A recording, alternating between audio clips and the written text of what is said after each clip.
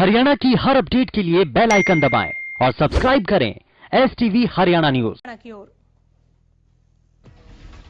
मुख्यमंत्री मनोहर लाल से miss grand India Manika Sheokand ने मुलाकात की। मनिका श्योकंद ने हाल ही में फेमिना मिस ग्रैंड इंडिया का खिताब हासिल किया है। सीएम मनोहर लाल ने मनिका श्योकंद को भगवद गीता की प्रति देकर उन्हें शुभकामनाएं दी। मनिका श्योकंद मूल रूप से जींद की रहने वाली है।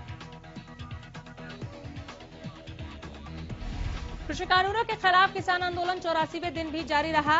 गाजीपुर, टीकरी और सिंघू बॉर्डर पर किसान कृषि कानूनों को वापस लेने की मांग को लेकर डटे हुए हैं। फिलहाल इस गतिरोध का कोई हल निकलता नहीं दिख रहा।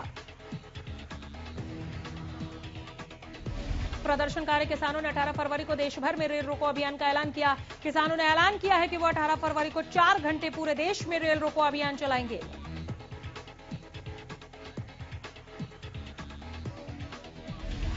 किसानों का देश भर में दोपहर 12 बजे से शाम 4 बजे तक रेल रोको कार्यक्रम है। किसानों के रेल रोको ऐलान के मद्देनजर शासन प्रशासन अलर्ट पर है।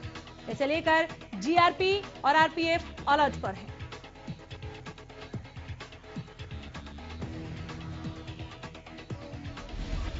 जीआरपी और आरपीएफ कर्मियों की छुट्टियां रद्द कर दी गई हैं। साथ ही आरपीएफ ने मुख्यालय पत्र लिखकर एक बटालियन की भी मांग की है। 18 फरवरी को किसानों के रेल रोको अभियान को देखते हुए प्रशासन भी पूरी तरह से अलर्ट मोड पर है। रेल रोको अभियान के तहत फतेहाबाद में भी पुलिस प्रशासन की ओर से 4 डीएसपी, 10 एसएचओ और 500 पुलिस कर्मियों को ड्यूटी पर तैनात किया गया है।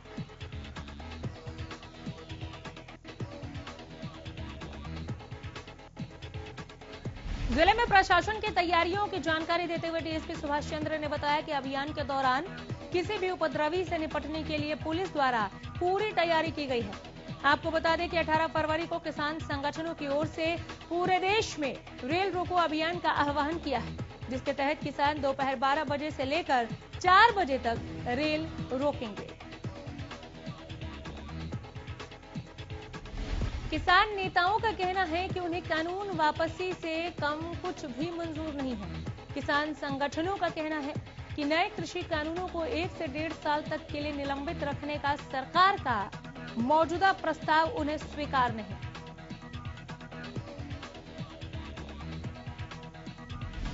किसान यूनियन के नेता राकेश टिकैत ने अल्टीमेटम देते हुए कहा कि 2 अक्टूबर तक सरकार हर हाल में कृषि कानूनों को वापस ले ले।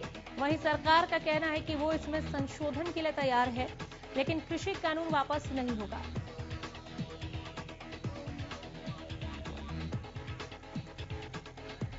गणतंत्र दिवस के दिन राजधानी दिल्ली में किसानों के ट्रैक्टर मार्च के दौरान हुई हिंसा मामले में दिल्ली पुलिस ने एक और गिरफ्तारी की है। दिल्ली पुलिस की स्पेशल सेल ने लाल किले पर उपद्रव करने वाले मोस्ट वांटेड मनिंदर सिंह को गिरफ्तार किया है।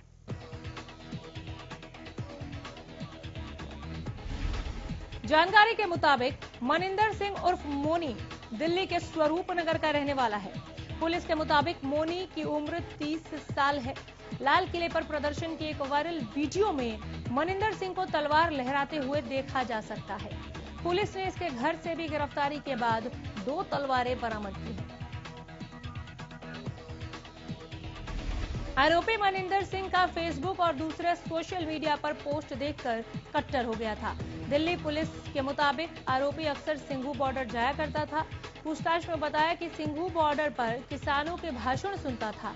स्पेशल सेल ने मोनी को दिल्ली के पीतमपुरा के एक बस स्टॉप से मंगलवार को गिरफ्तार किया था। किसान आंदोलन को लेकर बीजेपी नेता एवं पूर्व राज्यसभा सांसद चौधरी बीरेंद्र सिंह ने सरकार को सुझाव दिया है। बीरेंद्र सिंह ने कहा है कि सरकार ने जो कानून बनाए हैं उसमें अब बदलाव का काम किसानों को सौंप दें।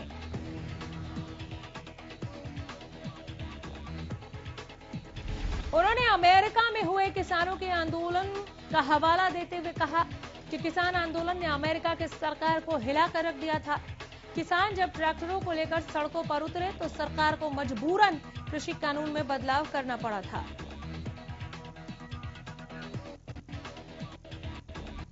बहादुरगढ़ के गांव जाखोदा में 2 किसानों की सड़क हादसे के दौरान मौत हो गई। बस और ट्रैक्टर ट्रॉली की हुई टक्कर के बाद किसानों की मौत हो गई। किसान बहादुरगढ़ से पंजाब जा रहे थे।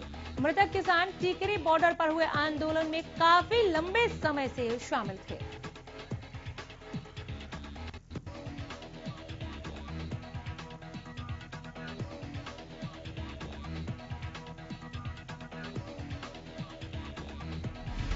सिंगू बॉर्डर पर किसान आंदोलन के बीच फॉगिंग की गई। बदलते मौसम को देखते हुए धरना स्थल पर फॉगिंग की गई।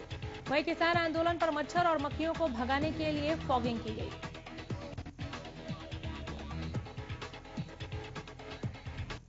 फरीदाबाद में एक ही दिन में गोली लगने से 4 लोगों की मौत के बाद फरीदाबाद में दहशत का माहौल है। जिले में पुलिस का खौफ और कानून व्यवस्था को दिन दहाड़े अपराधी ठेंगा दिखा रहे हैं।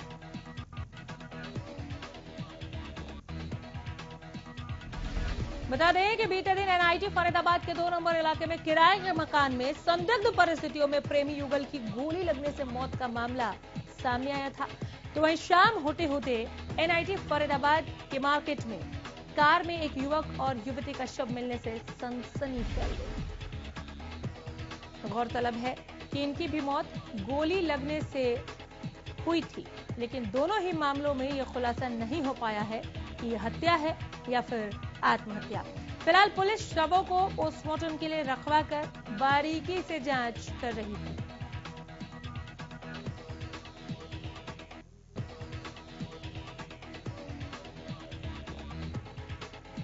यमुनानगर के मॉडल टाउन में एक फास्ट फूड ट्रॉली में अचानक आग लग गई। आग सिलेंडर की गैस लीकेज होने के कारण लगी, जिसके बाद सिलेंडर ब्लास्ट भी हुआ। गनीमत रही कि जिस समय यह आग लगी उस समय दुकान के आसपास कोई मौजूद नहीं था। देखते ही देखते फास्ट फूड ट्रॉली पूरी तरह से जलकर खाक हो गई। मौके पर पहुंची फायर ब्रिगेड की 2 गाड़ियों ने आग पर काबू पाया। फायर ब्रिगेड अधिकारी प्रमोद दुग्गल ने बताया कि उन्हें जैसे ही सूचना मिली तभी एक फायर ब्रिगेड की गाड़ी पहुंच गई थी आग पर काबू पाने के लिए। फिर दूसरी गाड़ी भेजी गई जिसने आग को शांत किया।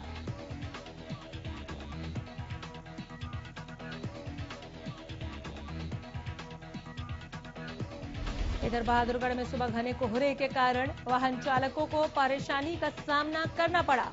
इस दौरान विजिबिलिटी महज 10 मीटर दर्ज की गई। पिछले दिनों लगातार धूप निकलने के बाद एक बार फिर कोहरा देखने को मिला।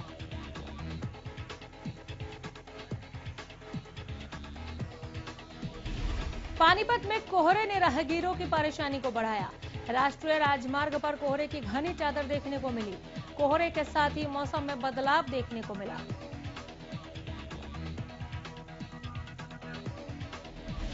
देश में पेट्रोल और डीजल की कीमतें हर रोज नया रिकॉर्ड बना रही हैं। पेट्रोल डीजल के दाम देश के कई शहरों में अब तक के उच्चतम स्तर पर पहुंच चुके हैं। बता दें कि पिछले 9 दिनों से पेट्रोल और डीजल की कीमतों में लगातार बढ़ोतरी हो रही है।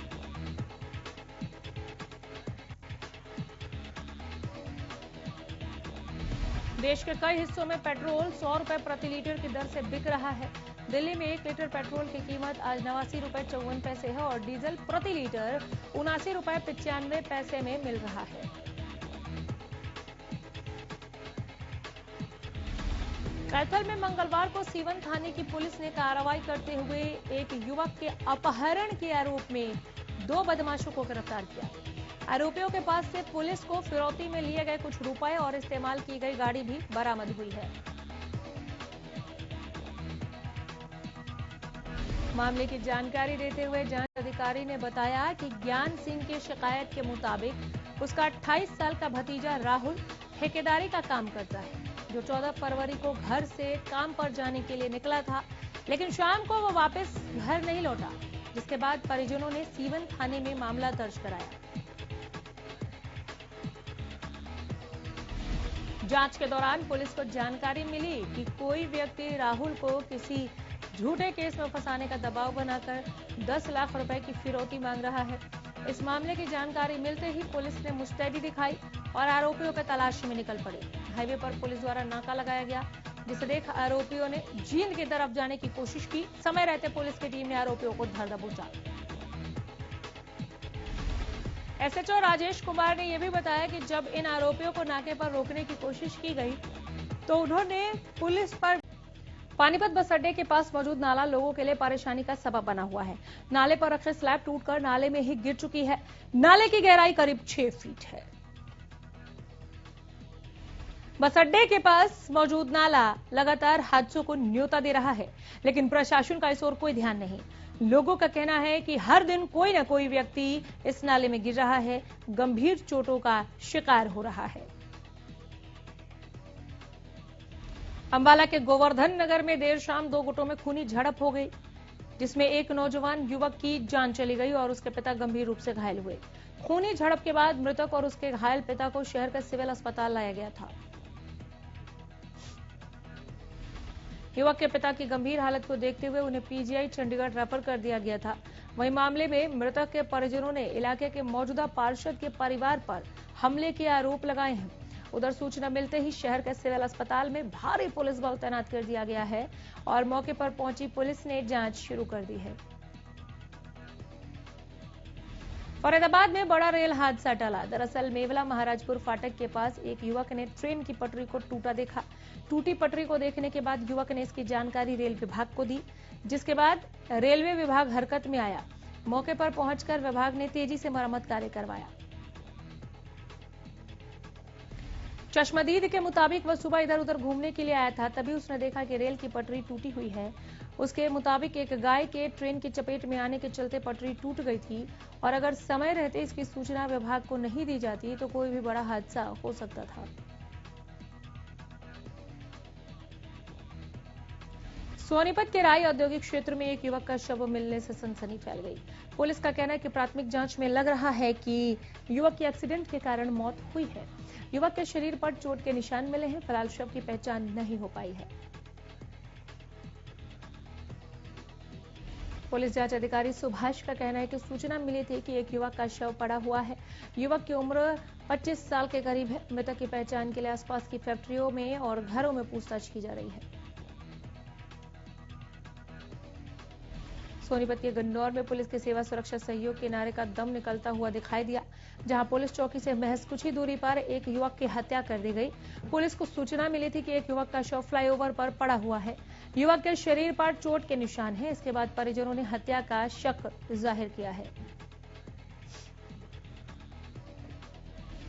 बताया जा रहा है कि युवक कल से घर से गायब था। उनके घर वाले किसी रिश्तेदार के यहां गए हुए थे। परिजनों ने एक युवक पर शक जाहिर किया। पुलिस का कहना है कि युवक की हत्या की गई है। फिलहाल पुलिस मामले की जांच कर रही है।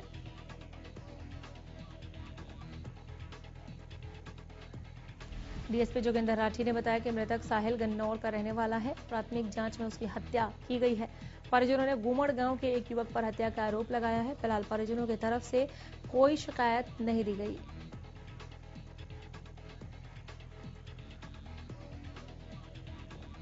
किसान आंदोलन के बीच कांग्रेस के राज्यसभा सांसद दीपेंद्र हुड्डा मंगलवार को गोहाना पहुंचे, जहां उन्होंने आंदोलन के दौरान अपनी जान गंवाने वाले किसान राजेश मलिक के परिवार की मदद की।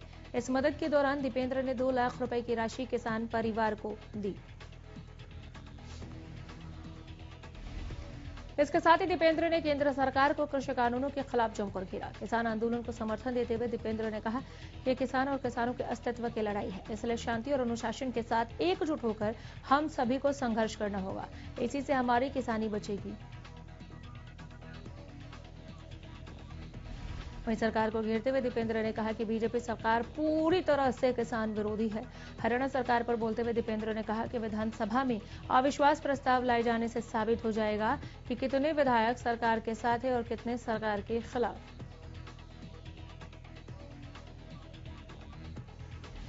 कांग्रेस के प्रदेश अध्यक्ष कुमारी शैलजा करनाल पहुंची, जहां कुमारी शैलजा ने बीजेपी सरकार पर जमकर निशाना साधा।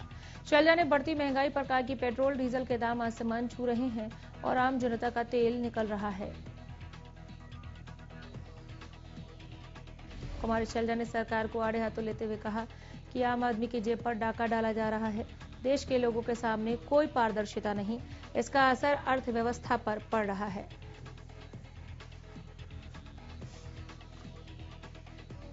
कैथल में सुरजेवाला ने मनोहर सरकार से शराब माफिया के साथ साठगांठ के आरोप लगाते हुए निशाना साधा। कहा कि 2 दिनों से सनसनी खबरें निकल रही हैं कि सीएमओ ऑफिस द्वारा शराब माफिया की जांच के लिए गठित एसआईटी को सूचना एकत्रित करने से मना कर दिया गया है।